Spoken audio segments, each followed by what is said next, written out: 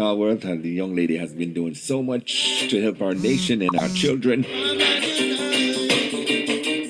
Trisha is her name, and we're here with her. She's going to be talking about some great information, including, of course, mentoring. Trisha, how you doing? Hi, Donovan. I'm fine. Hello to your listeners, yard and abroad. How are you? I'm doing well. I had another successful day with a big event here today, so mighty well. And of course, as we celebrate the resurrection of our Lord and Savior, gotta give thanks and praise, Yes,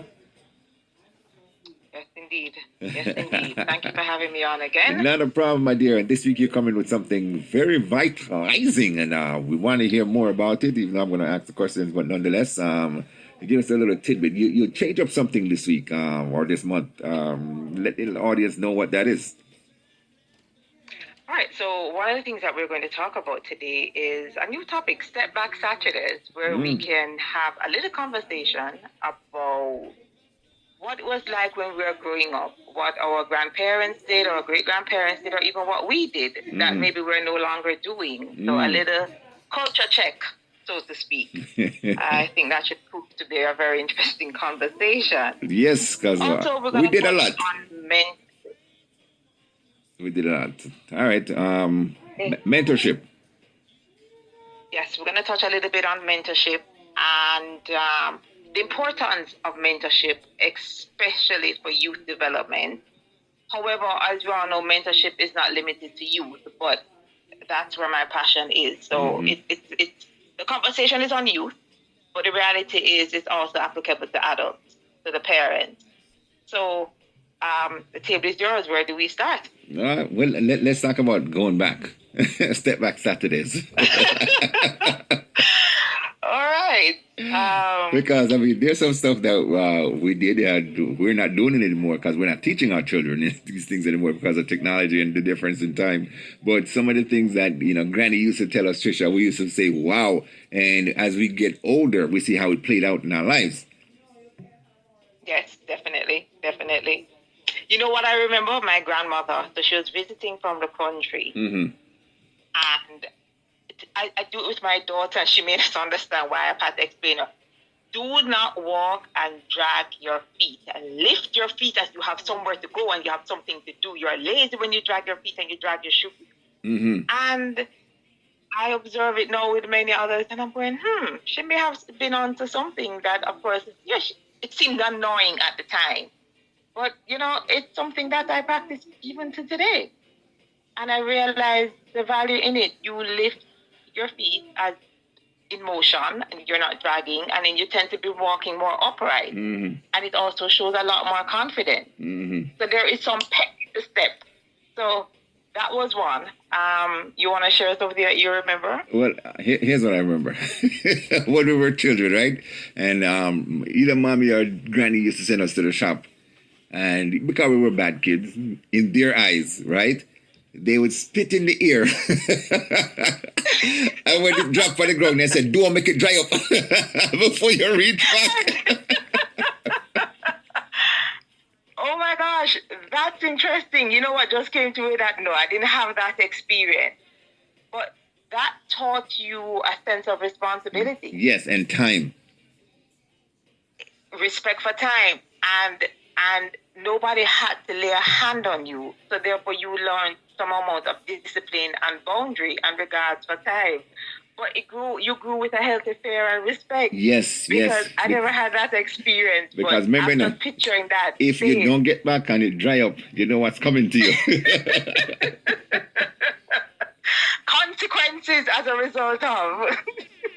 Yes, the consequences as a result.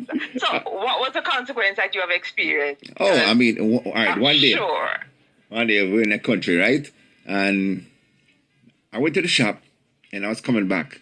And for some reason, me and this cow never get along.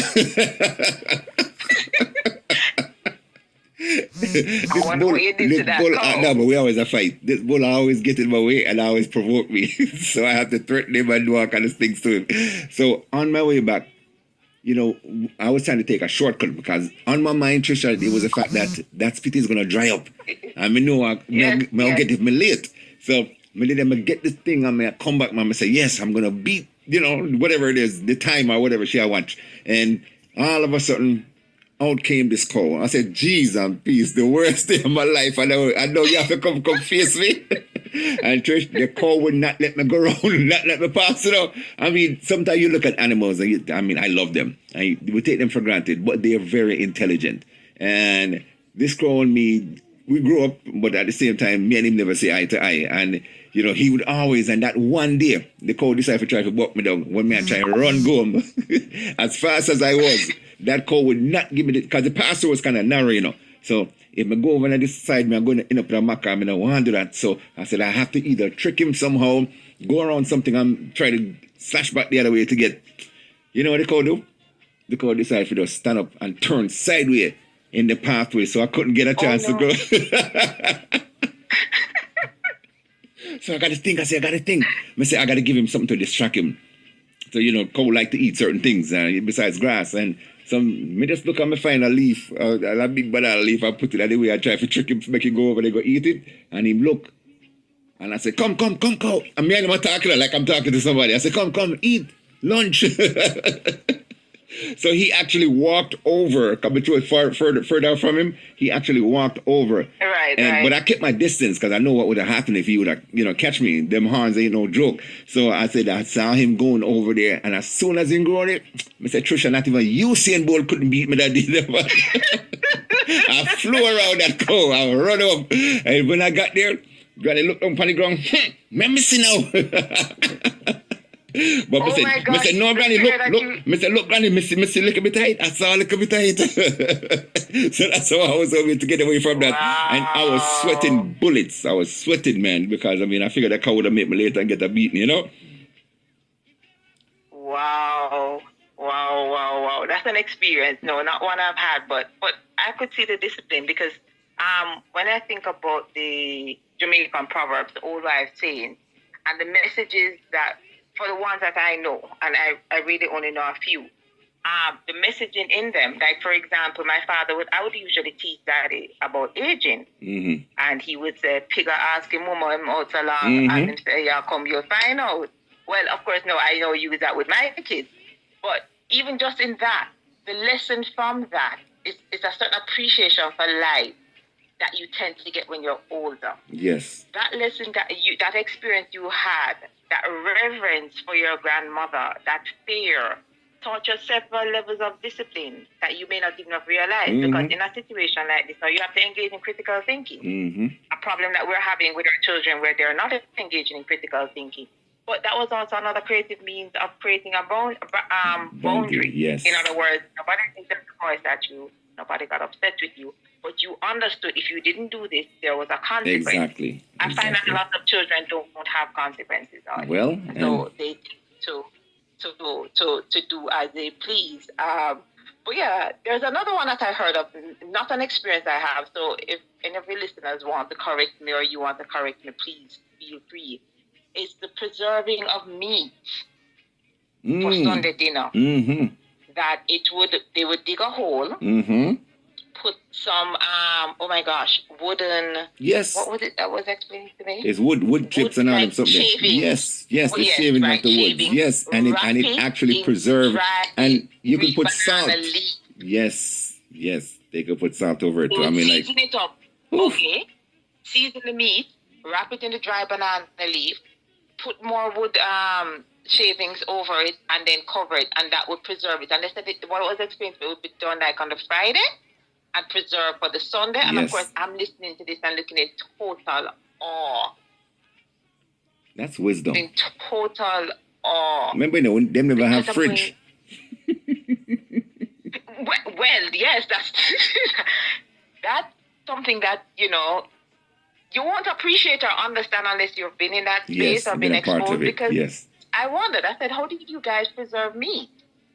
Never would it have crossed my mind that's what would have done. In order to preserve the meat, you dig a hole. I was like, that's fascinating. But, sometimes I wonder when we hear of the news that's taking place in the world, if there's going to come a time where we are going to need these skill sets. In all and it will honesty, affect us as we grow older. Yes, and we will, like you said, we will use it yeah, towards our children and other kids too, because it's something that grew with us, and we're here to use it as a stepping stone to say, okay, we can overcome certain things. And if once we look into it and we say, boy, my glad granny did or daddy did or mommy did something that really affect us for the rest of our lives, and these are good lessons for us to learn. yes, indeed, yes, indeed, yes, indeed, And like you said, definitely. this now turn over into our children. We talk about something that's really, really, really good towards our children, and the topic we're going to talk about, and of course, it's to help our children do better. I mean, oh my God, Trisha, if there were some, prerequisite or some curriculum that would fit into the school system that would teach our children these things, I mean, you would see a much different behavior pattern in school. So I think one of the issues that we're having is that there's a disconnect, because sometimes I've had to say to adults, we need to remember that we were once there, and try, even though it's a different time, try and remember what we felt at times. And yes, we have learned lessons, life lessons, the ones that we didn't understand or learn from our parents when we were younger. As parents, we have now a better appreciation for it. But the gap, I think, is much wider now because of technology for us as parents than it was for our parents. But there is the trying to remember when we were there and what we felt, the things that we wanted to do. Like, so for example, as I referred to my books in our last show, which was our first show, I tried to do the books in such a way that I know I didn't want another textbook in school. I know I didn't want another exercise book. So I've tried to do my work in such a way that it doesn't look like another textbook. Unfortunately or fortunately, I had to redesign them because of the requirements of the ISBN, which was a little disappointing for me because now I had more of them looking like a book format. However, the messaging is there. The realities of the time for intellectual property, it is what it is.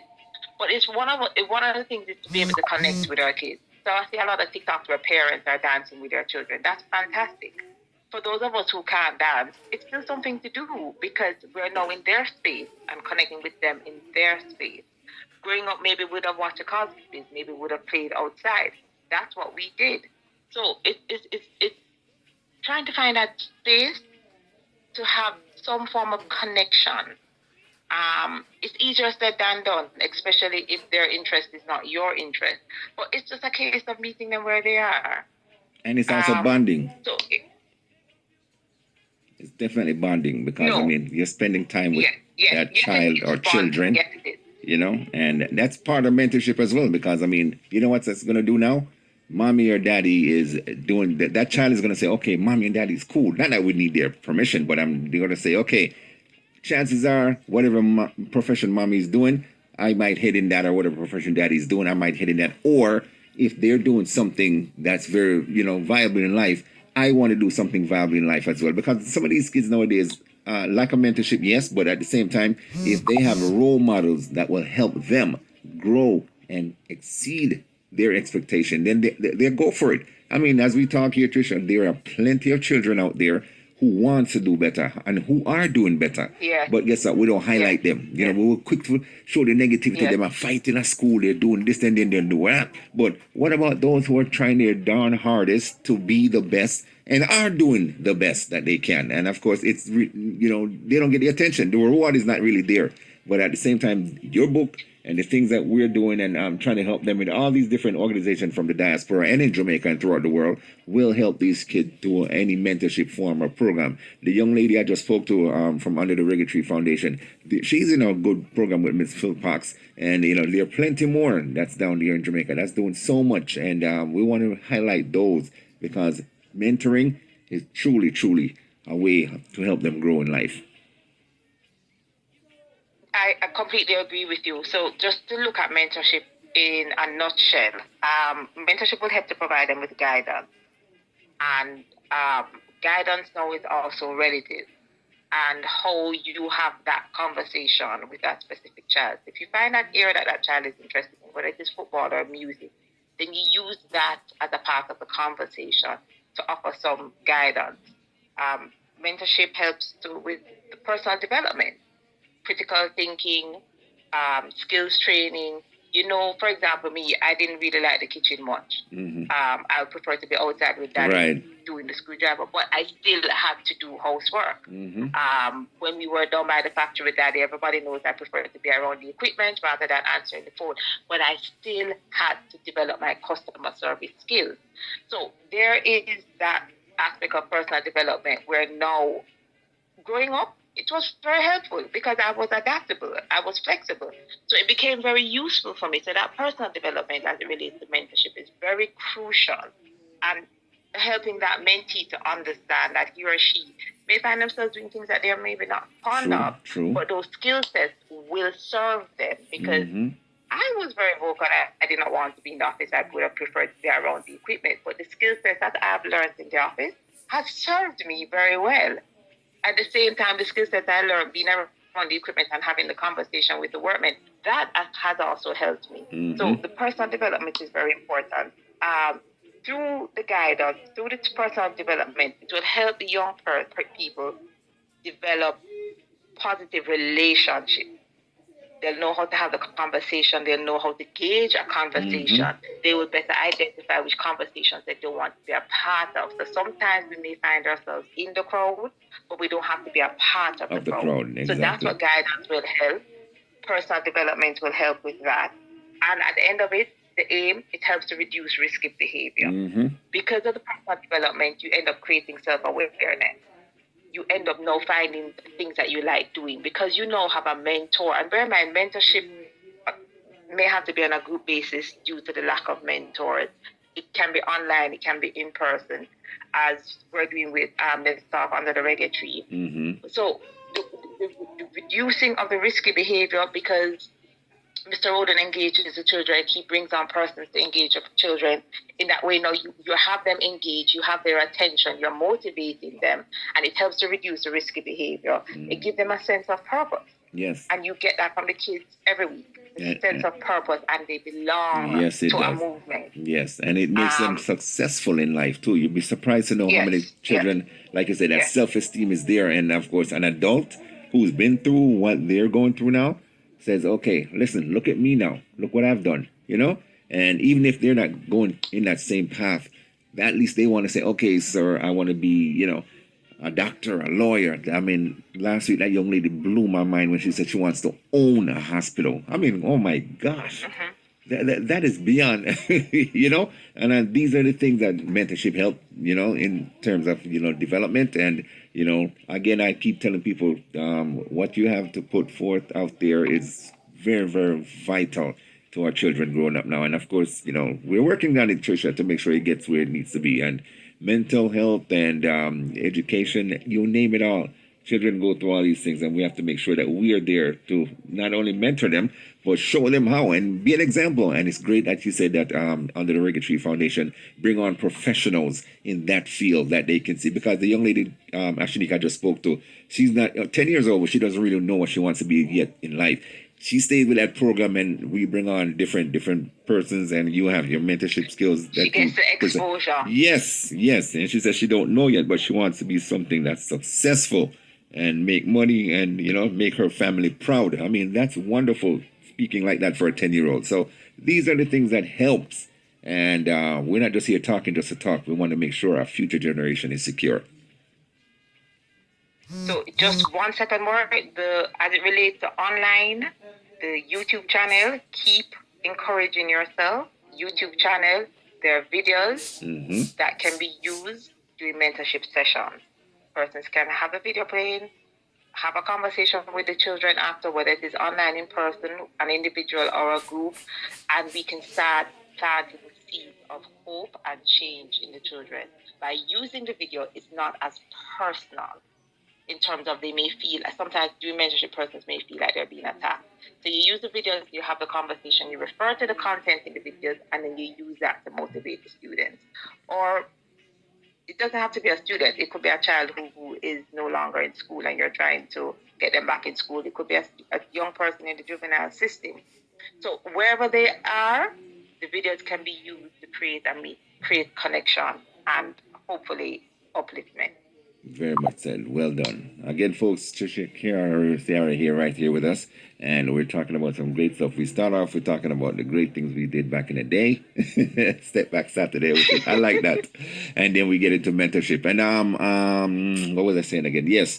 You mentioned when we were talking that there's a young man and a young woman that you said you want to bring on the program. Next time we can definitely do that. One at a time though, because I want to hear from different perspective. I don't want when she's on, he's on.